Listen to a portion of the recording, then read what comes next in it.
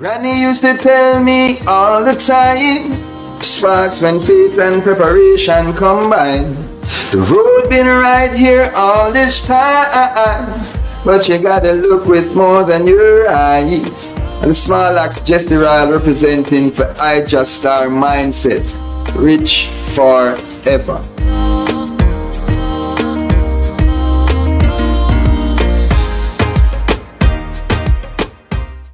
Okay, alright, talk to me about meeting His Majesty, because I think that is very imperative for the next generation that is coming today. Well, what can I say? That was the highlight of my life, I would say.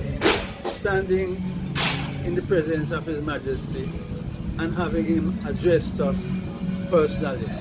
This was at the Claridge's Hotel, 1973, the 23rd of June 1973, Claridge's Hotel, just a year before the revolution began.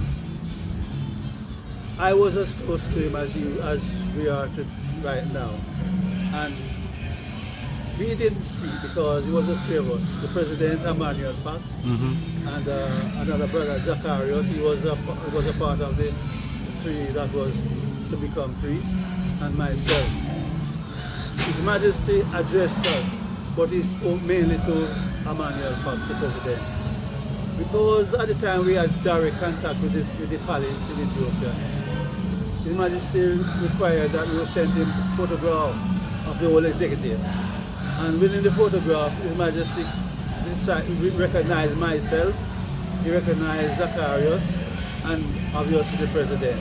And he said, pointing to us, I remember you, I recognize you, and I recognize you, and obviously recognize the President, which was to me, for the King to look at me and say, well, he recognized me.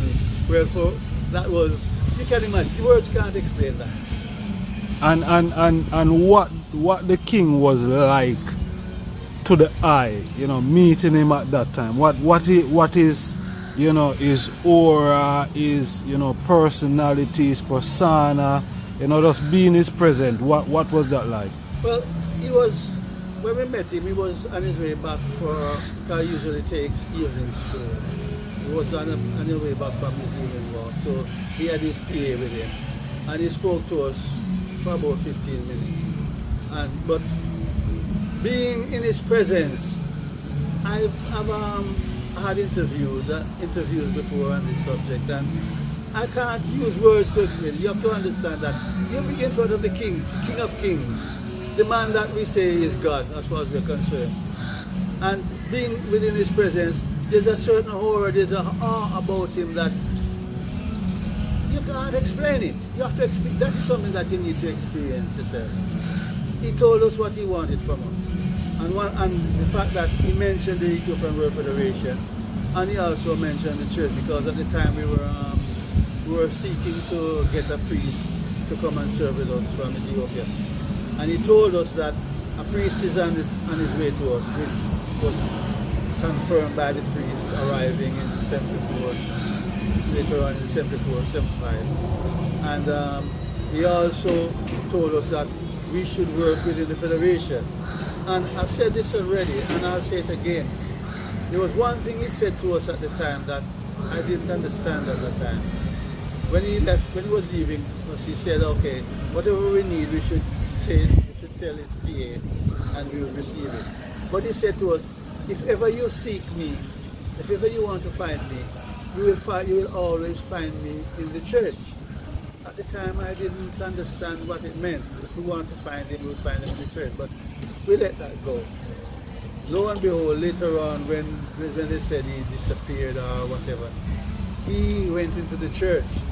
And he went into the church, telling the soldiers that was escorting him that he was going to pray. And as far as Amde told us, that he went into the church, into the holiest part of the church, the holiest of holies. No soldiers can go inside there. And he just did not come out again. And that was the last they saw of him. There's speculation about he died and strangulation and all of that, but I don't buy that. He went to the church, And it's exactly the same thing that I would have done if I was in his place. He went to the church, I was Refuge. under arrest, and he didn't appear again. Rastafari. So, Honorable President, I'm going to leave it right there for now. You know, very interesting reasoning with the eye. We're going to forward to the eye. Want to have a word with the treasurer, Uncle Kweko.